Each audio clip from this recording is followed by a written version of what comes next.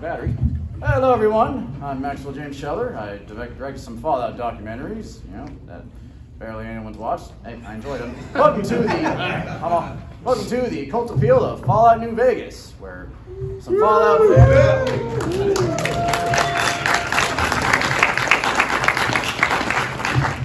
Okay, here's some dedicated Fallout New Vegas fans.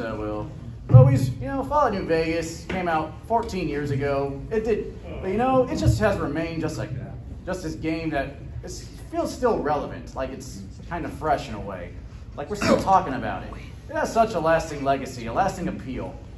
I mean, and there's a lot to explain why. Thankfully, I have some people to help me explain why too.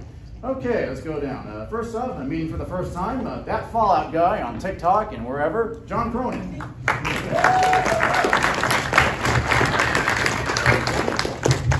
All right, here is someone who's into special effects, David Broido. Yeah! David, what else do you do? Twitch, YouTube. I make props, I fabricate props, and paint toys for really rich adults. Okay, next, all right, to the left of David is voice actor Dave B. Mitchell, who's done part of the Fallout franchise.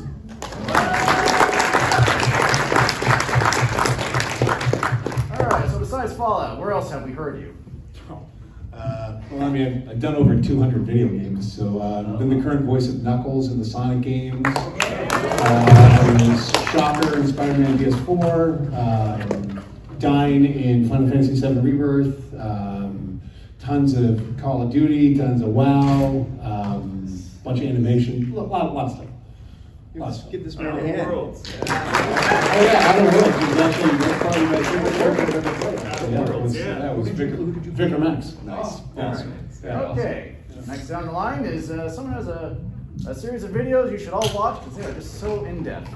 He will talk about that later. Please welcome Chipmunk Brian McLaughlin. Thank you, everybody. I have, as Max said, I've got 2 YouTube shows. Like Max, they're awesome. So, thank you. I do a travel show mainly where I go to the real world locations. And the first season was all New Vegas. The second season was all West Virginia. And I'm calling it after that because it's a lot of work. But each episode gives the history of the location in the real world. That gives in-game context, but it's just a lot of fun. And I go as my character as Vault Boy. And it's a really fun show, and that one, we do a sitcom in '76. It's not as popular, but I love it. So please watch it. But the travel show you will really enjoy, so thank you very much, and thank you for inviting me here. All right, glad to have you. And next. Oh, and can you show off that giant head you have behind you? Oh yeah, he's got to show that. Yeah.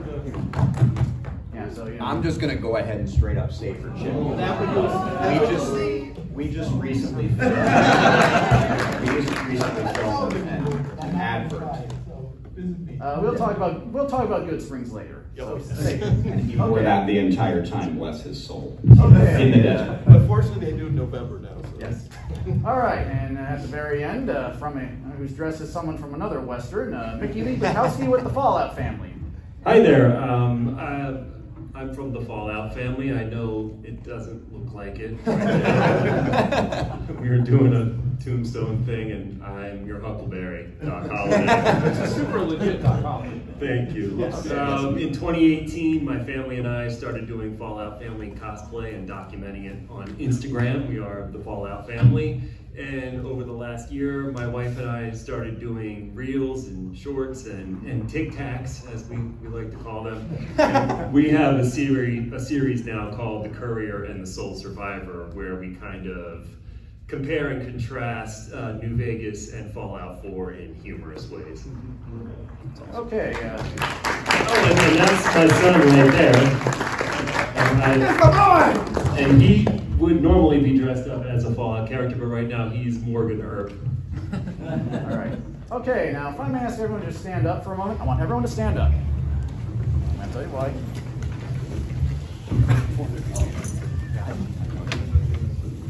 All right. Ladies and gentlemen, a moment of silence for Chris Christopherson. and begin.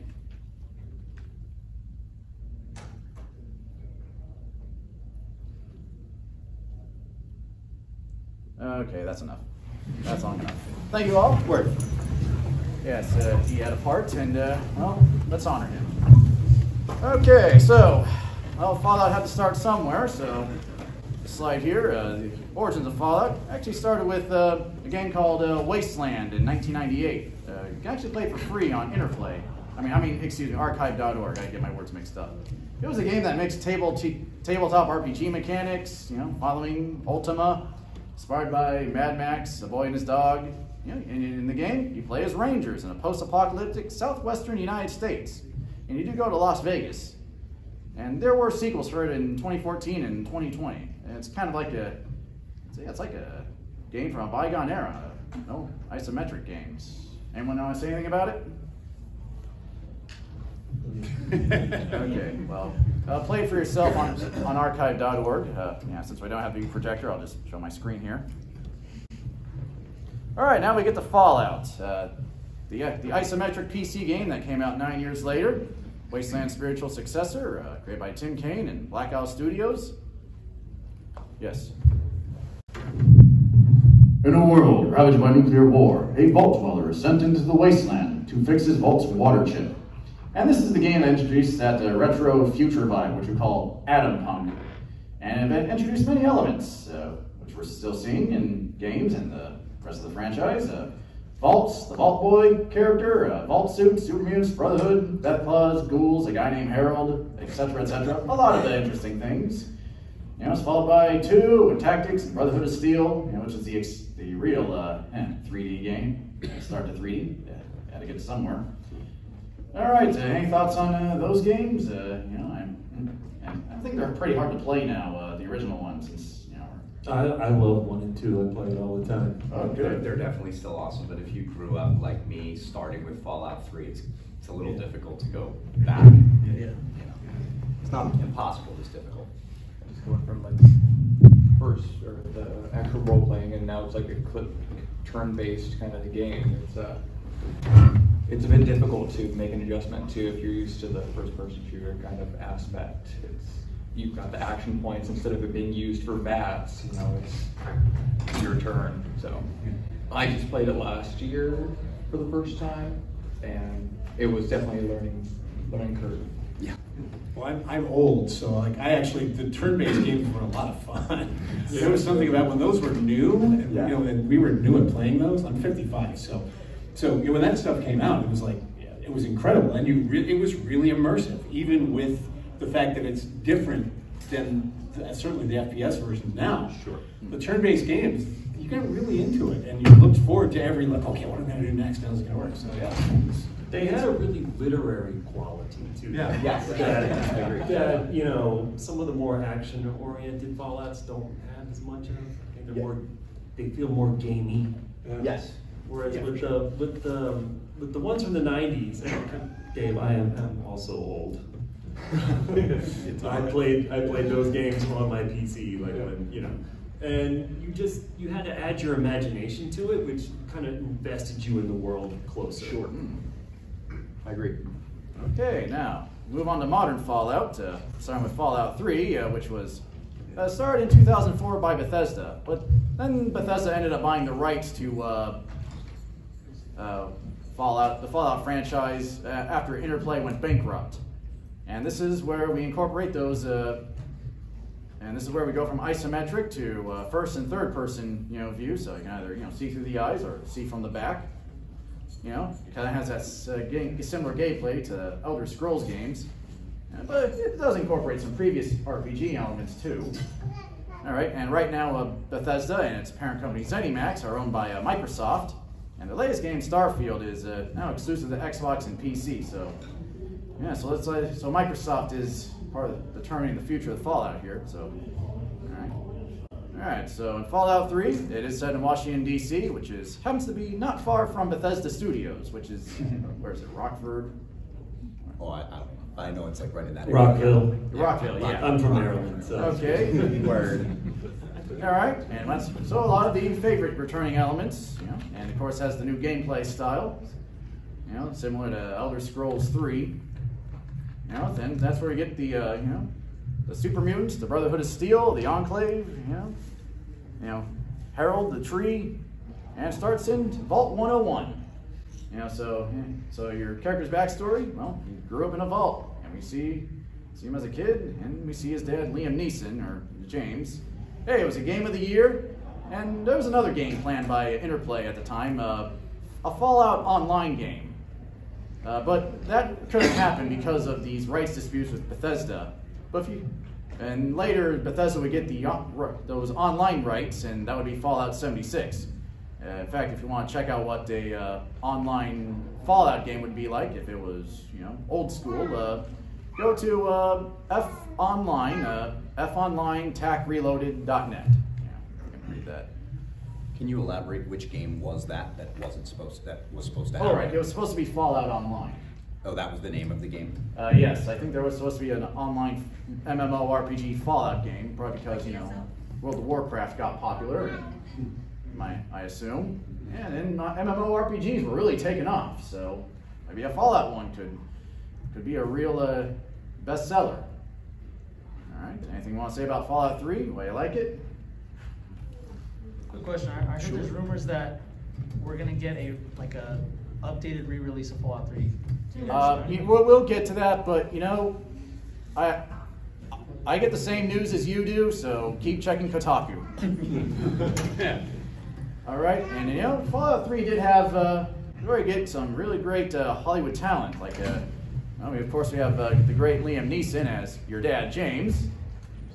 All right, and of course Ron Perlman, who goes, "War never changes," and well-known actor Malcolm McDowell as President Eden. I think they wanted to get Bill Clinton as, you know, the President Eden, but you know, he was unavailable or he wouldn't return their messages. Another thing we get is the 1940s big band jazz swing music, like the Ink Spots, the Andrews Sisters, Billie Holiday. And I'd like to give a mention to composer Einon Zur for setting the music for the ambient settings. You know, you go out in the world, you see how desolated it is, and the music sets the mood. All right, well, we'll get to him later. All right, anything you want to say about Fallout 3? What makes it so great? You already said everything. Liam Neeson, dude. Yeah, Liam Neeson. I will just personally say that I started in this universe with Fallout 3, so that was my introduction to Fallout, and I was instantly hooked. I literally bought an Xbox 360 so I could play Fallout 3, and then bought it for PC later and played through it again on PC, and have done so hundreds of times since. All right, well, you know, the thing about Fallout 3, Bethesda really wanted to make it a game for new audiences, so success. You know, maybe things like that might irritate old school gamers, but you know, they're not making games for a certain type of group. They want to make it for as many people as possible. So, complain all you want, they sell. But still, great game. All right, so now we get to our favorite game, Fallout New Vegas. Okay. Fun Fallout fact. You see in this image here, there's a Dinky the Dino sculpture. That actually exists. Do you know where anyone wants to say where that is? No. Even though it's based on the Cabazon dinosaurs, who bought the Dinky the Dino for real? Okay, this sculpture was used in, like, you know, launch parties.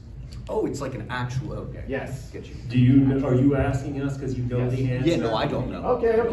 If you're in If you're ever in Las Vegas, go find I think Paradise Valley Manor or the Hammergren Estate. Oh yeah, if you drive by it, you will see Dinky the Dino. Yeah, I think J.E. Sawyer retweeted that when I sent it to him. So yes, there is a Dinky the Dino sculpture in Las Vegas. That was news to me. It's from the launch party. You can see it dude. in photos of the launch party. Yes. Check it out now. Here it is, right here. Yeah, it was bought by an eccentric rich guy named Lonnie Hammergren, and he was featured on Hoarders once. You know, he was a former lieutenant governor and neurosurgeon who just likes to buy really expensive things. Okay, back to Fallout New Vegas. So it was announced in April 2009, and then released in 2010.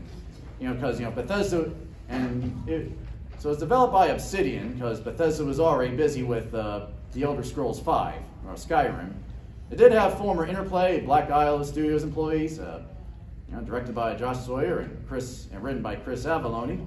Hey, Josh Sawyer on Twitter is pretty entertaining. Now, for this AAA game, there was an 18-month development cycle, and there were no delays in it. So, some AAA games do take longer. I call it the Death Star 2 of video games. It's functional, but it looks incomplete. Fair. All right. Fair. And much like Fallout 3 having a impressive voice cast, so does Fallout New Vegas. In fact, look at the credits here. There's some random names there, like Yuri Lowenthal, who's now doing Spider-Man. Of course, Matthew Perry from Friends. He's Bugsy. He's Benny.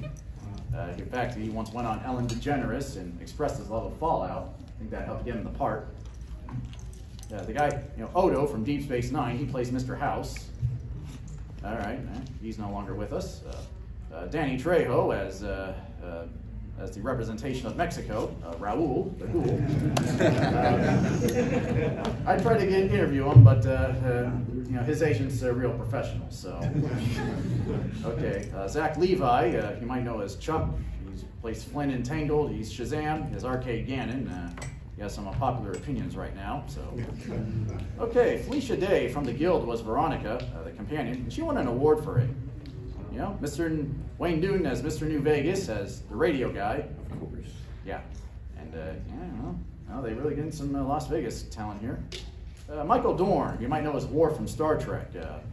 He plays Marcus. There's also Michael Hogan from Battlestar Galactica as Doc Mitchell from the opening. And let's see, any other interesting names? Dave, you know any? No, that's Dave's in it. I'm in it, yeah. Okay, there's Will Wheaton is somewhere. I think he makes random robot noises too. Okay, so I've had a very interesting voice cast, and it set a record for the most lines of dialogue recorded in a video game. I think 65,000 lines at the time. I don't know if that includes downloadable content. All right, maybe Still, that's ridiculous. Yeah, it was a lot. I remember Okay. that. Dave, can you tell us about working with all that talent and recording it? Well, I didn't work with any of them, and we typically don't work together in games. Okay. It's always isolated, but that was my first Fallout game. I've done a number of them over the years, and then I played Festus in that game. We'll get to that. So yeah, well, you asked, so. Okay. Well, thanks. We'll give you a spotlight later. So we'll go back to that apparently. All right. Well, so it's different from Fallout 3 in that it has more Western United States elements, like more country in the soundtrack. Big open desert. Kind of Dune-ish or Lawrence of Arabia. Kind of back again. Kind of had the Western elements of the previous games, like Rangers and Cowboys. More of them. All right. So it definitely has Las Vegas as an urban environment. Anyone ever been to Vegas? Yeah. Well, a striking resemblance. I know Fallout 3 had those, subway tunnels. None of that. I will say Fallout 3 is probably the more claustrophobic game. Yes, yeah, definitely. That's scary. The solar panels are exactly as blinding as they are in the game. Oh yeah. Set them back up, and you know how your character gets blinded for a moment. They look exactly. Like when you drive from Yeah. Oh yeah, absolutely. All right. Well, of course they put in gambling in it, so. Yeah. I guess this is. I guess J.E. Sawyer was kind of like Bender when he says, "I'll make my own Fallout game with blackjack and hookers." There's literally blackjack and some hookers if you know where to look. Yes.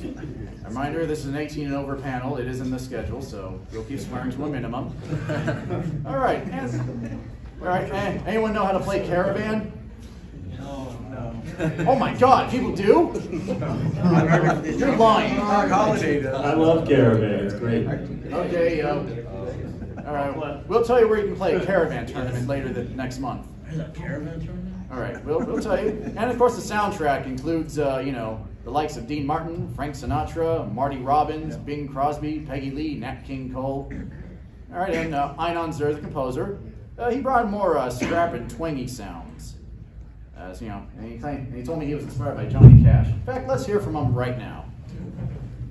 I had the pleasure of interviewing him 2 years ago for a documentary. So, Another thing that was different in Vegas is that at some point I really had to create more of an urban feel, which in other games that was not existing at all, because everything was vault, was underground, and the underground elements in most games are very prominent. In Vegas, actually, we almost did not have any underground zones. Everything was either in the desert or in the city or in the mountains. So the whole score is way more out there. It's less claustrophobic. It's less sort of like dense. It's way more open. And again, it's a very, very big difference.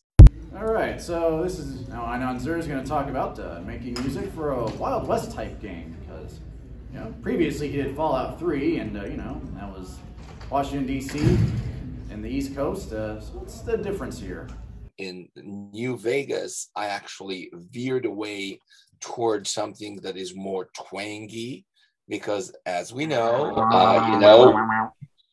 we are in sort of like the Wild West. By the way, Vegas is one of my favorite games of all, because, and also the music, there was sort of like a departure from the other, because all the Fallouts are more orchestral and classical, and in Vegas, everything is very much guitar based, and it's rough, and it's deserty, American deserty.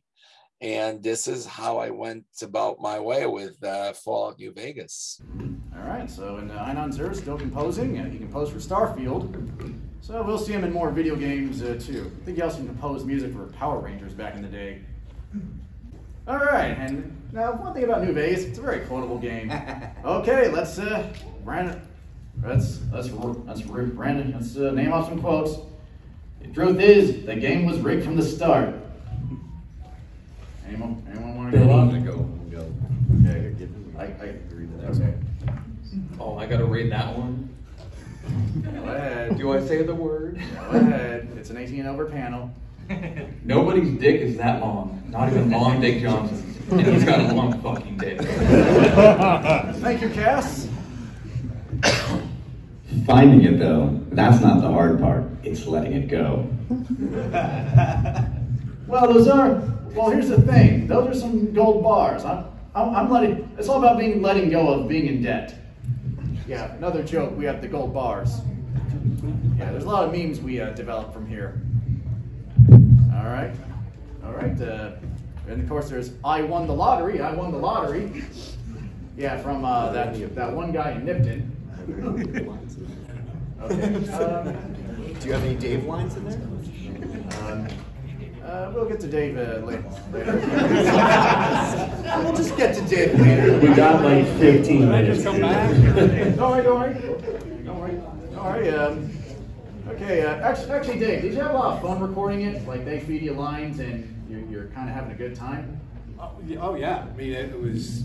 Again, I was a fan of I hadn't played the game yet, but I loved all post-apocalyptic stuff. So yeah, and it was great to go in and can I talk about Festus at all? We'll get back to that. Yes. I know. Sorry to put you off, but I have a special section for you. That's fine. Okay. All right. Here's the thing. J.E. Sawyer said that that lottery segment is actually inspired by a real fact about Nevada. You see, before Prim, Nipton, Nevada was where Nevadans could get tickets to the California lottery. So they'd have to go to Nipton to get lottery tickets. And that's a bit out of the way. All right, here's one from a robot. All right. Assume the position. That was a fun quest. All right, so let's see. This is Mr. New Vegas. Feel like some magic's in the air tonight, and not talking about the gamma radiation. Yeah, there's all these great quotes coming at us. Feels like they stand out more than 3 did. All right. Throwing the Mojave makes you wish for a nuclear winter. Oh, yeah. And a very deep one here. If you want to see the fate of democracies, look out the windows. Yeah, I know we like... Yes.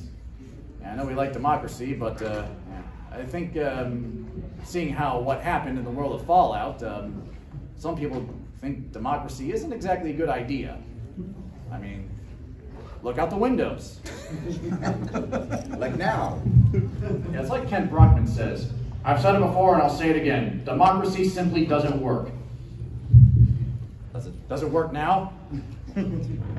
Okay, we're not going to get too far into politics here.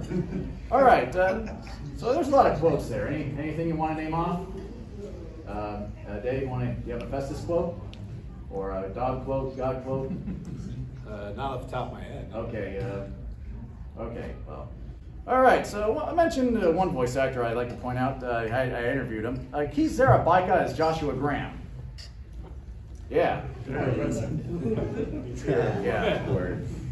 Yeah, so he's a prolific actor in movies and TV. He's been in The Dark Knight, Argo, Supernatural, plenty of video game roles in L.A. Noire, Grim Fandango, Command and Conquer, more. Yeah, also hundreds of video game roles. He does stage and motion capture. And he does play Joshua Graham in Fallout New Vegas and the Honest Hearts DLC. Yeah, for a DLC, added content, it's pretty memorable. And he also has some great quotes, like, you want to come up and do some? Hold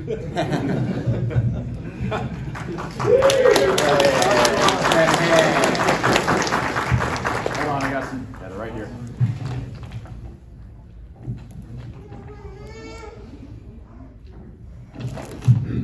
We can expect God to do all the work. Yes, we can expect God to do all the work. I don't enjoy killing, but when done righteously, it's just a chore like any other. Lastly, waging war against good people is bad for the soul. I survived because the fire inside burned brighter than the fire around me. I salute them. All right, thank you.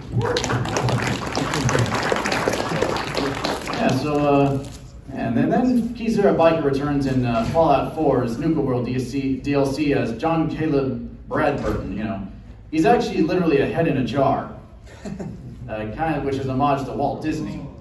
Okay, anything you want to say about Keith Zarabaika? All right, Dave, I'm pretty sure he's a well-known voice actor. You ever meet him? Oh yeah, I know Keith. He's a great guy, a great actor. Yeah. Yeah, super versatile, works on a lot of stuff. All right, great. Good director too. All right, so I think he thought that was another role for him, but apparently people are still, sending him messages about him, emails, Yeah, he really got praised for it. Yeah. Here's a part of my interview with Keith Zarabaika, so. Okay, so Joshua Graham, he comes off as dignified, faithful, religious to the Mormon faith. He wants peace, but he kills because he feels he has to bring peace. He's a real total badass. I mean, he was Caesar's legate or leader. He led the Hoover Dam raid, but he failed, and he got thrown into the river while being burned. And he miraculously shows up in Zion National Park 4 years later, which is like hundreds of miles northeast in Utah. That's amazing. Well, that's what they wrote. And he does have some of the best quotes, like he says, "God can't do all the work." That makes us think, okay, well, God's watching, but if we want to get anything done, we got to do it ourselves. We have to do it ourselves, Okay, I know when people ask if he falls, he says every day. Some days are harder than others. Dude's got a great voice. Yeah. Catch him on stage if he's doing a stage show. Okay. All right. Now, how about we get to what I've been teasing? All right, Dave Mitchell in Fallout New Vegas. Hi. David, you're up. All right. So in Fallout New Vegas, you do Festus. He's like he's like a cowboy robot just waiting for you when the sun sets sarsaparilla. Mm-hmm. Yeah, it's kind of interesting mashup there. Broken robot, just waiting for you. I'm thinking Westworld here. Yeah, well, it's funny because they, obviously from the name, I don't know, again, I'm old, so, but Festus from Gunsmoke was, very, very well-known, long-running Western, longest-running Western in history, actually. It ran for like 40 years or something insane, but, so when I saw the audition for Festus, I more or less did him as Ken Curtis, who's the guy who played Festus in the TV show. Oh. So, So what I did, we're doing the whole thing as Festus sounded like this. He sounded a lot like the way that Festus did on the TV show. A little bit different, but very close to what he did. So it was based entirely off that character. Wow, that's interesting. Yeah. So you knew what to do with Festus. Yeah, just from the name, I'm like, well, there you go. That's a good place to start. And they're like, yeah, that's what we're looking for. So. Okay, cool. And another character he did, he appears in the DLC. What was it? Dead Money, the one that really scared us. Yeah, the one that really brought claustrophobia back. You do Dog and God. Yeah. These are actually two characters in one with a split personality, like Gollum. Yeah. Yeah, so I'm thinking Gollum when I'm thinking of this character. Like, is that what you're thinking when you're doing this? I mean, I'm not really. I can see the parallel for sure, but it was interesting because that session. So, if you've ever heard of Kal-El Bogdanov, he's one of the best directors in the business. He's a good friend. It was his first game, and I didn't realize until he told me this later. I was his first session ever directing. So I went in. So initially, they were going to do God and Dog as two different characters, as like two different actors, but when they had me do Dog, then they're like, well, let's just have him do God as well. He can do that. So I did Dog first, and then Cal said, okay, we've done that. Now we'll switch over to God. And I started reading it, and he said, it's like, I thought someone else walked in the room. They sounded like two completely different characters. And like for me, again, basing it off of something, God was very much like a Dr. Theophilus from Buck Rogers.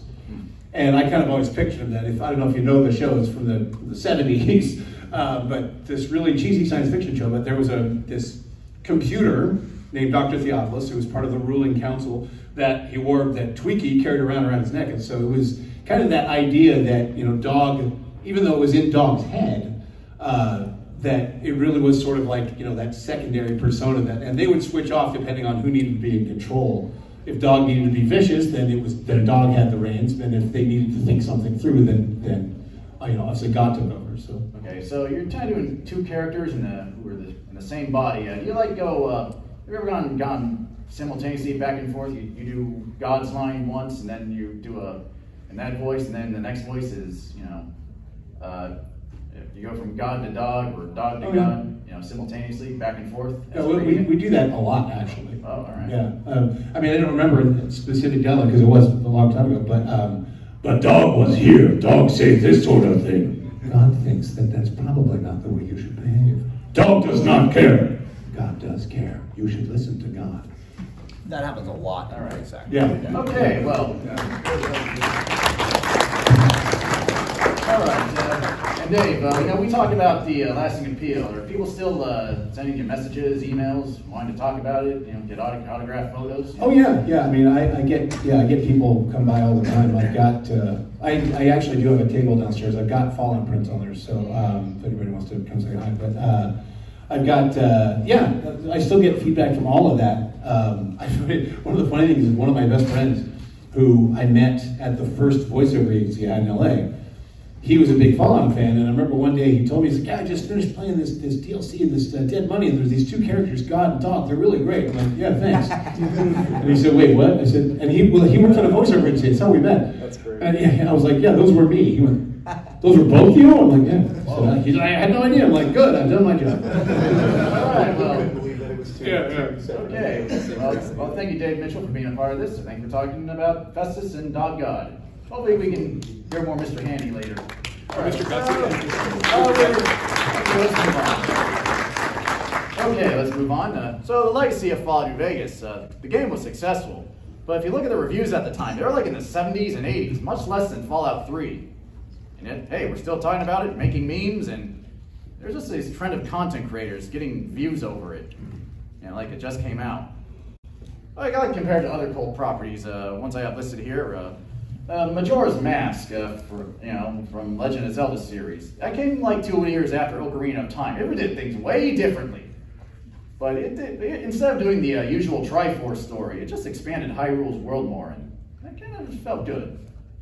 All right, I'd like to mention Neon Genesis Evangelion. Oh, we just think it's giant robots, like a lot of stuff from Japan. No, this one was just really well written and very heavy. And we're still going about the ending.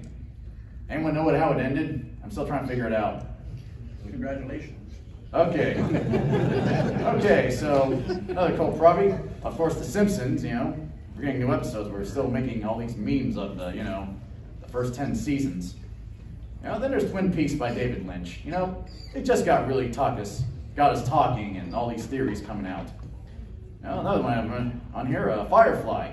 Yeah, it lasted 1 season, but there's a reason why it has a fan base. I mean, it was like this unique sci-fi western, and we were like, wow, we want more of this. Canceled. All right, anyone else got any other cult properties they like that kind of draw parallel to New Vegas? Or, okay, thank you.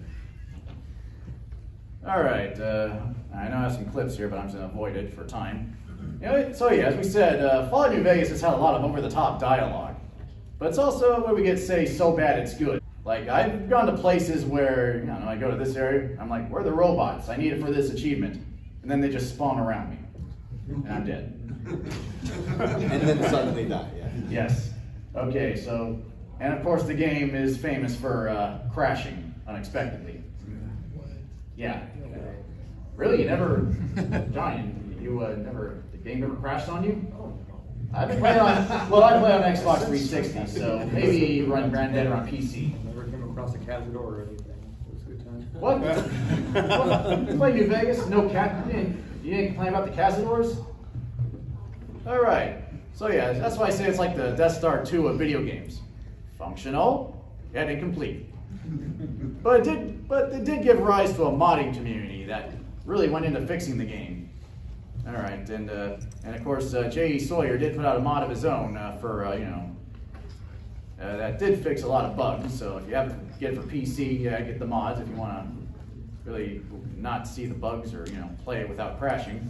But if you're still playing on Xbox 360 or PlayStation 3, sorry. All right, so some mods are their own games. Some have graphics and lighting, skins, so you can play as, I don't know, be Captain America or Deadpool. Hey, these mods did fix a lot of the bugs and glitches. All right, then there's this one mod called The Frontier, where it turns Fallout New Vegas into Oregon. It has 65 hours of content. How about we go? Dysentery. Oh. You have died of dysentery. Okay, since we're talking about mods, let's go to another infamous mod. Let's see, Fallout 3, The Pit. And it comes at and then there's the part where you save the baby. Do you leave the baby there, or do you take the baby out of the building and deliver it? Or eat it. Eat the baby. Do you have the cannibalism perk?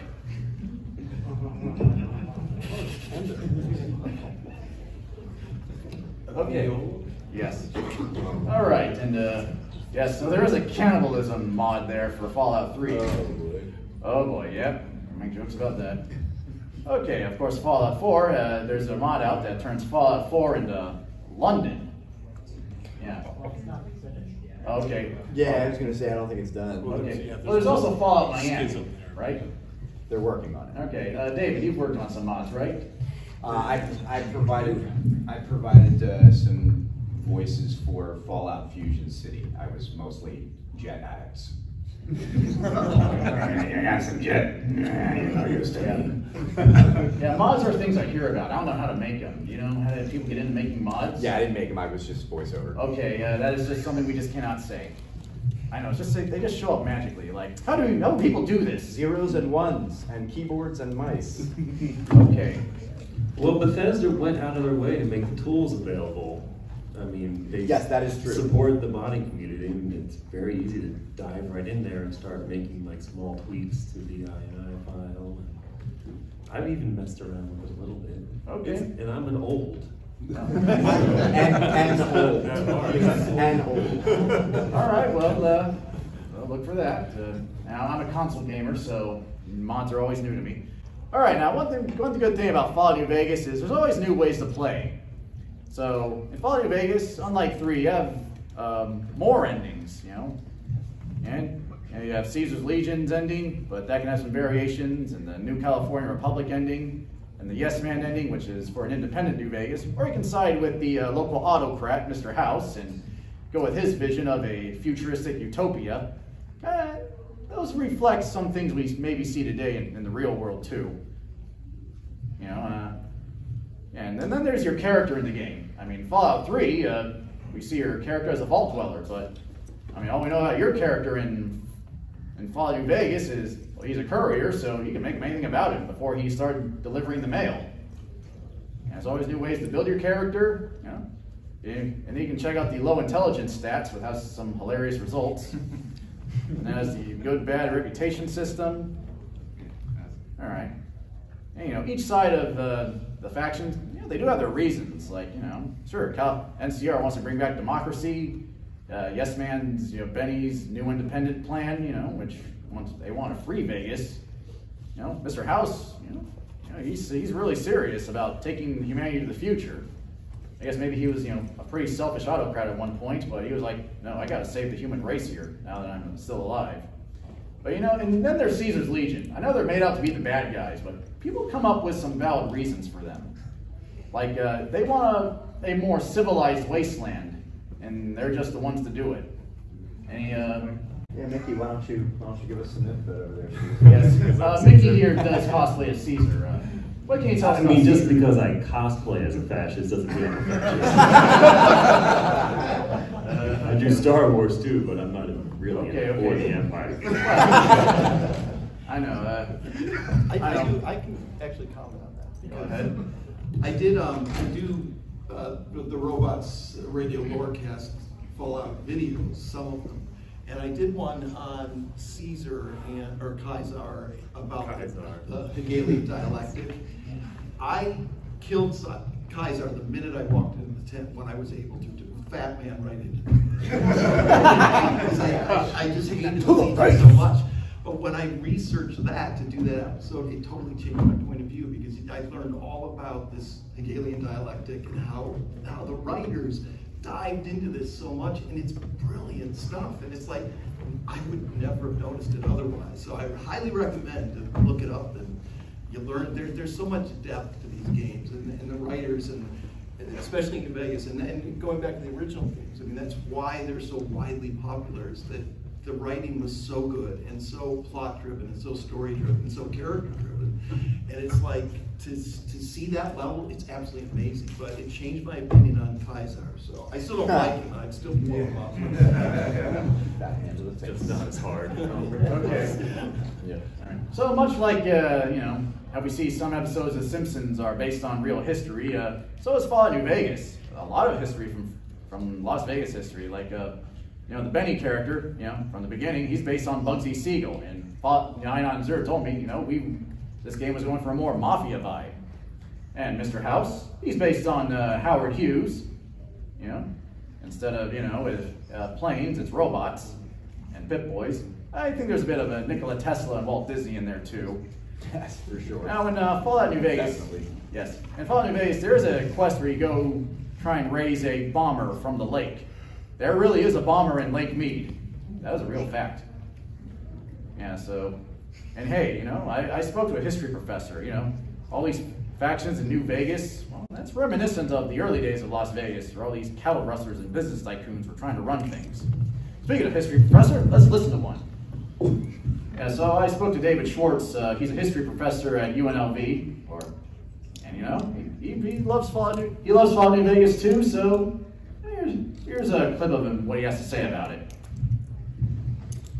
You say Fallout New Vegas, you know, resembles Las Vegas for the most part? Of course, there are changes, but would you say there's a lot of similarities? I think there's a lot of continuities, and that's the one thing that one of the things I really like about the game is the care that the designers put into looking at the actual history and finding those continuities. Like they put the Bonnie and Clyde card, but this says Vicky and Vance because, you know, copyright. Yeah.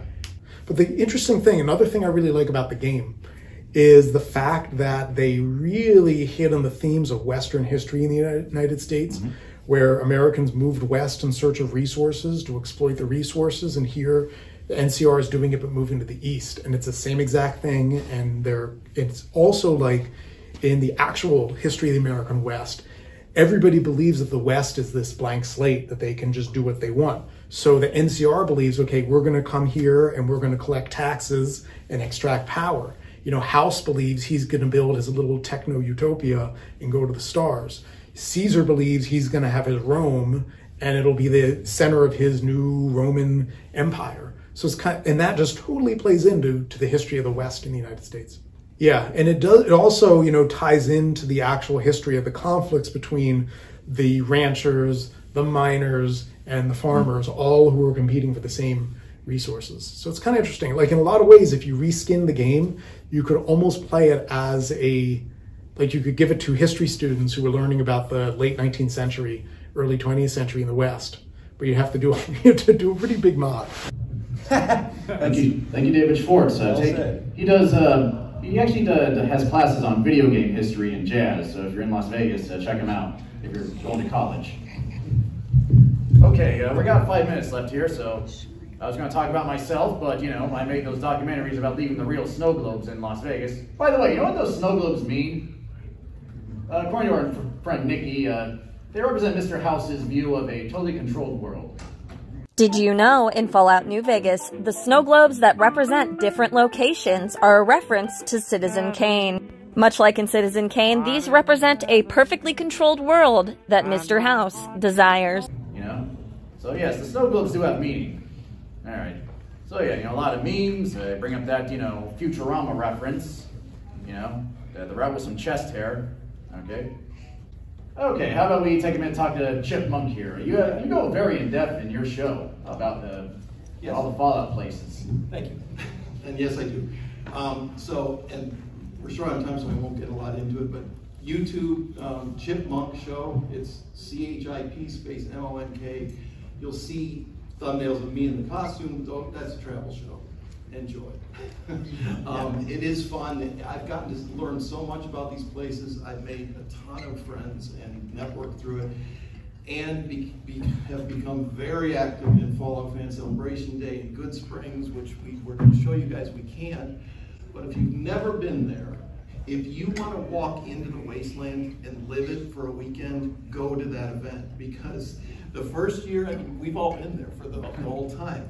The first year, the owner of the Pioneers thought he'd get 50 people. He got over 1,000 the first year. Last year, what was it, 3 to 4? 2,500. This year, so far, 5,000 RSVPs. I heard 6. 6 now? Oh, God. So, expect at least that many. When you go in... This is a town that has literally less than 50 people. It does. Well, it's Good Springs. You've seen it in the game. It's exactly like in real life, the 50 people max. You will see people in functional power armor, thousands of cosplayers, and it is a party like no other at a honky tonk. It is the best experience you will ever have all at once. Do you guys just like stay in Gene, or is everyone like Gene couldn't car camping, brah. The hotel in Gene is not open. The Bison Steep. Nah, we just like people. Some people have tents. Some people bring RVs. I have an SUV, so I just like sleep in my car. A lot of people sleep in their car. And it's the people that stay there. It's like a Raider fest. I mean, it is. Yeah, if you've ever heard of like Wasteland Weekend or Burning Man, this is like a very, very small, concentrated version of Wasteland Weekend that's just Fallout. Okay. You have to go. So, okay, all right. Well, we got some time here. One show I like recommend you check out, Nuka Break. Check out the old episodes, and the creator, he's gone back to making more episodes, so stay on top of that. And hey, there's a lot of content creators like Fallout guy here. Also, one thing I want to bring up, since people may ask about it. Any money in content creating about Fallout? Because all these companies put all this money in advertising and in every platform, and the content creators can't get some money out of it. John Cronin, any word about that? I mean, I'm not rolling in any dough by any means. Every now and then I'll get a product to review, but that's about the extent of it. Is your TikTok monetized? No. No. It pretty much got nerfed. I tried signing up for that, and it's like, so no money from that. Okay, thank you. I spend a ton of money on creating content, but it's way better than drugs or sports cars. Okay. Oh, and you gotta put TikToks, Shorts, Reels, that format, they get more views. So, okay, I'm gonna shotgun this. Okay, there's a lot of headlines coming out. We got new players from the TV show. Okay, gotta wrap it up. Clickbait articles, Mr. House's head on the sphere. Yeah, we got all these still relevant. And, the Mormon Fort is embracing it. They've had snow globe classes. Okay. The Las Vegas Atomic History Museum, they have Fallout props there. So, and hey, it's going to be a part of the tour coming up. And yes, our favorite event coming up next month, the weekend of 16th and 17th, Good Springs. And we recommend it. Yeah, it's free to attend, and there is a VIP option. And hey, come join us. And now the big question, Fallout New Vegas. Will there be a remaster? You know, can you get a sequel? All right. Yes, and you know, I have a photo here saying someone brought a sign to a wrestling show that said "Remake Fallout New Vegas." Very, very appropriate for a wrestling show. Okay, well, you know what? I'd like to see a Fallout New Vegas from Obsidian and Bethesda with everything fixed. You know, from the developers. But you know, my guess is as good as yours. Keep reading Kotaku. Who knows when it'll happen? And if we keep demanding that remaster, remake, well, that'll keep Fallout New Vegas relevant. And that's the appeal. Okay, we're out of time, so thank you all for coming. Help keep Fallout New Vegas relevant!